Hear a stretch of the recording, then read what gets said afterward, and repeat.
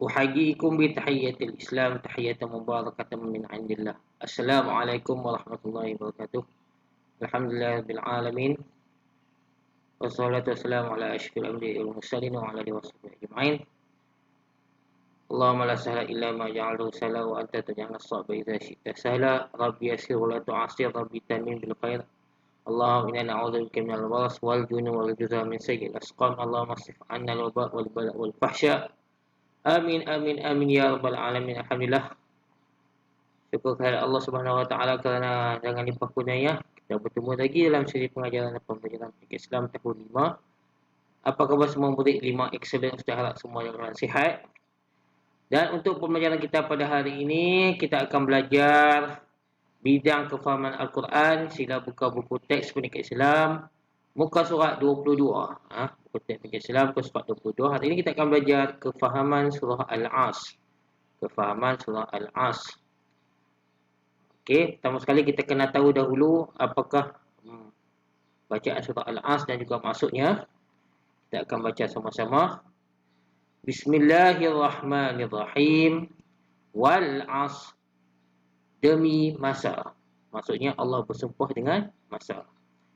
Innal insana lafi khusr.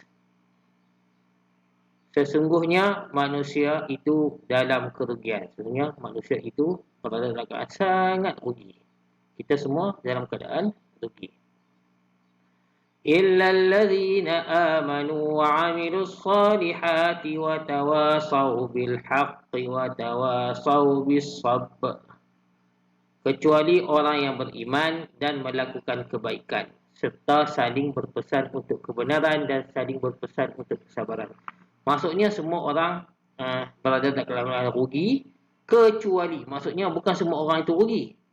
Kecuali maksudnya orang ini tak akan rugi, iaitu siapa? Orang yang beriman, melakukan kebaikan, saling berpesan-pesan untuk kebenaran. Maksudnya dia saling menasihati orang lain untuk benda yang baik, dan saling berpesan untuk kesabaran, dan menasihatkan orang, saling pada benda yang baik, menasihatkan orang supaya bersabar dengan apa yang berlaku. Jadi mereka ini golongan orang yang tidak akan rugi. Selain daripada itu, orang yang rugi. Okey, itu surah Al-As. Surah Al-As ni pendek saja, ada 3, dan sudah pasti kamu semua, tak kamu semua dah boleh hafal surah ini. Surah ini pendek saja. Nak bagi ingat, boleh kamu hafal. Selain hafal, boleh diulang, dibaca dalam solat. Solat fardu. Okey. Terus saja di muka surat 23, kita akan masuk terus kefahaman surah Al-As. Pengenalan surah Al-As. Surah ini mengandungi 3 ayat. Ya, tiada 3 ayat sahaja. Merupakan surah yang ke-103. Dalam Al-Quran ada 114 buah surah. Dia 100 yang ketiga. Surah yang pertama surah Al-Fatihah yang diakhiri dengan surah An-Nas. Dia 100 yang ketiga. Dan diturunkan di Mekah. Okey. Surah ni ada 2 jenis. Ada yang diturunkan di Mekah, dipanggil surah Makkiyah. Dan ada yang diturunkan di Madinah, dipanggil Madaniyah. Yang ini diturunkan di Mekah, dipanggil ayat Makkiyah. Surah Makkiyah. Surah Al-As membincangkan kepentingan masa dalam kehidupan manusia. Surah ini dia membincangkan mengenai masa. Pentingnya masa. Sebab masa yang telah berlalu ni, kita patah balik tak boleh sudah. Dia umpama pedang. Dalam pepatah Arab tersebut, al-waqtu kasayf illam yaqta'u qata'aka. Yang bermaksud waktu itu seperti pedang. Jika kamu tidak memotongnya, maka dia akan potong kamu. Okey. Surah ini juga dianggap sebagai panduan kepada seorang Muslim dalam mengurus masa yang dianugerahkan kepada mereka untuk mencapai kejayaan dunia dan akhirat. Surah ini bincangkan juga bagaimana kita nak urus masa setiap hari. Setiap hari apa yang kita buat. Apa yang patut kita buat, apa yang patut kita buat. Masa yang terluang tu, adakah kita bazirkan masa tu dengan buat benda yang tak elok, benda yang sia-sia. Macam mana? Okey. Terus saja kita masuk pula di muka surat 24. Kita masuk tuntutan surah Al-As. Tuntutan surah Al-As. Dari ayat ke ayat. Dari potongan ayat ke ayat. Ayat yang pertama. Wal 'asr innal insana lafi khusr. Apa tuntutan dalam ayat ini? Kandungan ayat ini. Masa itu sangat berharga. Al-waqtu kazzahabi. Patah Arab. Yang bermaksud waktu itu seperti emas. Okey. Tuntutannya sentiasa menghargai masa. Maksudnya kita kita hendaklah menghargai masa yang kita ada. Okey. Masa yang terluang kita gunalah perkara-perkara yang baik. Yang kita biarkan masa yang kita ada tu kita dengan buat benda yang tidak berfaedah dan merugikan kita. Okey. Tidak membazir masa dengan perkara yang sia-sia. Dengan buat masa yang ada tu buat benda-benda yang tak elok lah. Benda yang merugikan kita ya, dan kadang-kadang boleh mendatangkan dosa kepada kita. Baik kita jangan buat. Illal ladzina amanu wa 'amilus solihat. Kepentingan beriman dan berbuat kebaikan. Dalam ayat ini kita akan mengenai kita hendaklah pentingnya kita beriman dan juga berbuat kebaikan. Memelihara iman kita kepada Allah Subhanahu wa taala. Kita kena jaga iman kita. Iman kita ni sentiasa bertambah dan sentiasa berkurang. Kalau kita buat benda baik, iman kita akan bertambah. Kalau kita ada buat benda jahat, iman kita akan berkurang. Iman yang sentiasa bertambah adalah iman para malaikat. Kita ini boleh bertambah, boleh berkurang mengikut keadaan amalan kita lah. Jadi nak menambahkan iman kita hendaklah kita memperbanyakkan amal ibadat. Selain daripada ibadat wajib, solat fardu 5 waktu dan sebagainya, kita hendaklah buat amalan-amalan yang sunat seperti solat sunat dan amalan-amalan yang lain yang membawa kebaikan. Sentiasa berusaha membuat kebaikan. Selain kita buat baik, kita nasihatkan kawan-kawan kita yang lain juga suruh buat benda baik. Okey. Wa tawasau bil haqqi wa tawasau bis sabr. Saling berpesan kepada kebenaran dan kesabaran. Maksudnya kita nasihat orang lain buat benda baik. Nasihat orang buat benda baik, nasihat orang juga dalam supaya sabar dengan apa yang berlaku. Kalau dia ada musibah yang berlaku kepadanya. Mengajak orang lain ke jalan kebenaran. Maksudnya kalau ada kawan kita buat salah, kita nasihat dia, benda ni salah, jangan buat. Buat benda yang ni, yang baik. Kita nasihatkan dia. Okey. Mengingatkan diri dan orang lain untuk bersabar dengan ujian hidup. Setiap daripada kita ni tidak boleh lari daripada ujian yang Allah turunkan. Allah turunkan ujian ni supaya kita nak tahu sama ada kita ni beriman, taat ke tidak kepada Allah. Salah satunya wabak COVID-19 ni lah. Allah nak uji kita. Ada di kalangan sahabat-sahabat kita, keluarga kita yang terkena wabak COVID-19. Jadi diuji dengan sakit macam-macam lah. Hilang nikmat sihat tu, dah hilang. Sakit sana sini, seluruh badan sakit. Jadi kita nasihat dia supaya dia bersabar dengan ujian yang berlaku kepadanya. Mudah-mudahan dengan kesakitan itu akan menghapuskan segala dosa dia dan dia akan bertambah beriman kepada Allah Subhanahu wa taala. Itu adalah turutan daripada surah Al-As. Kita masuk pula kepentingan surah Al-As. Surah Al-As nak cerita mengenai apa kepentingan dia? Yang pertama, menguatkan keimanan kepada Allah Subhanahu wa taala. Kita ingat, bila kita nasihati orang lain, dia akan menambahkan keimanan kepada kita juga. Yang kedua, mengelakkan diri daripada melakukan perkara negatif.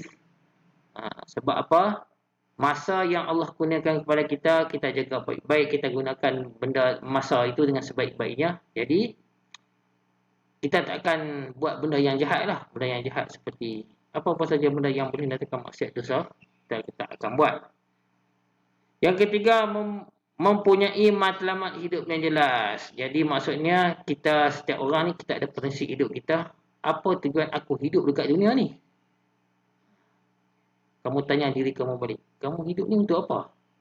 Jadi dia boleh set dalam diri dia, aku hidup ni, Allah kurniakan aku nyawa hidup ni supaya aku taat kepada Allah. Jadi macam mana kita nak taat kepada Allah? Masa yang terluang, masa yang ada, kita gunakan sebaiknya dengan kita baca Al-Quran ke, kita selawat kat Nabi ke, tolong orang lain ke, tolong orang susah ke, macam tu. Yang keempat, memupuk sifat sabar dan sentiasa saling mengajak kepada kebaikan. Kita hendaklah sabar dengan ujian yang berlaku. Sabar ni benda yang pahala yang sangat besar, tapi susah orang nak buat. Susah orang nak buat. Sebab ialah sabar. Sabar ni kata lain juga dia maksud dia menahan marah. Siapa yang tak sabar, dia cepat marah, jadi syaitan akan hasut dia akan buat benda jahat. Jadi kita hendaklah sabar dan sentiasa saling mengajak kepada kebaikan. Kita nasihatkan orang lain supaya buat benda baik. Okey. Jadi kita masuk pula muka surat 25. Muka surat 25 ni adalah contoh bagaimana kita nak urus masa. Kita nak urus masa seharian kita setiap hari. Masa seharian kita yang kita berlalu pergi itu setiap hari. Kita bangun pukul berapa? Pukul 6 bangun subuh. Sehinggalah kita tidur pada waktu malam. Bagaimana kita nak urus waktu seharian kita supaya masa yang berlalu tu kita tak lupakan dengan benda yang tidak berfaedah. Okey. Dekat sini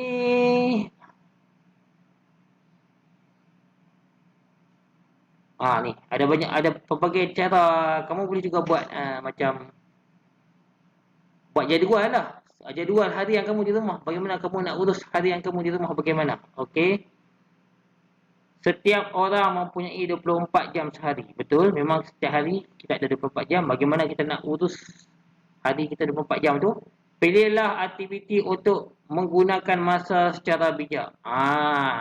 Bagaimana kita nak atur, nak bagikan masa kita? Sebab ada masa kita perlu rehat, kita perlu tidur. Ada masa kita perlu buat benda yang baik. Okey? Contoh dekat sini, menolong ibu bapa, mengulang kaji pelajaran, okey, membaca Al-Quran, membersihkan persekitaran rumah. Ni yang warna hijau ni benda yang baik. Ni yang warna hijau ni, yang sebelah kanan ni benda yang baik. Yang sebelah merah ni benda yang jahat, yang negatif, kamu jangan buat. Apa dia? Tidur berlebihan, tidur terlampau, lebih sangat tidur, siang tidur, malam tidur. Bersukan ketika azan berkumandang. Main sampai waktu maghrib, duk main lagi bola. Main lagi. Patutnya waktu azan kita sudah masuk rumah solat, bersihkan diri semua solat. Dia masih lagi main lagi waktu azan. Ni bermain secara berlebihan, duk main game je kat rumah. Tambah pula sekarang kamu PDPR, kamu duduk di rumah saja. Ada setengah orang, ada setengah yang dia bukan nak buat kerja sekolah, dia main saja di rumah. Yang ini mengumpat ni mengata dekat orang benda-benda yang buruk. Ni pun tak bagus juga ni. Okey, aturlah masa kamu dengan baik. Okey. Contoh dalam hadis Nabi ni, An Ibnu Abbas qala Nabi sallallahu alaihi wasallam, ni'matani maghbunun fihima katsirun minan nas, as-sihhatu wal faraghu. Rawahu Bukhari. Daripada Ibnu Abbas radhiyallahu anhu telah berkata, Nabi Muhammad sallallahu alaihi wasallam telah bersabda, dua nikmat yang sering diabaikan oleh kebanyakan manusia ialah kesihatan dan waktu lapang. Hadis riwayat Bukhari. Dua nikmat yang orang abaikan sangat, tak ambil berat, iaitu kesihatan. Kesihatan kita kena jaga. Jangan bila kita waktu sakit baru kita menyesal. Kenapalah aku buat benda ni? Sepatutnya aku tak buat benda ni. Baru nak menyesal. Padahal waktu sihat tu kita tak fikir petang tu. Okey?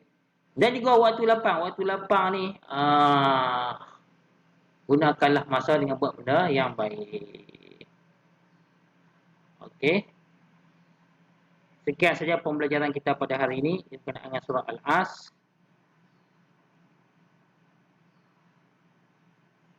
Ingat 5 perkara sebelum 5 perkara. Sihat sebelum sakit.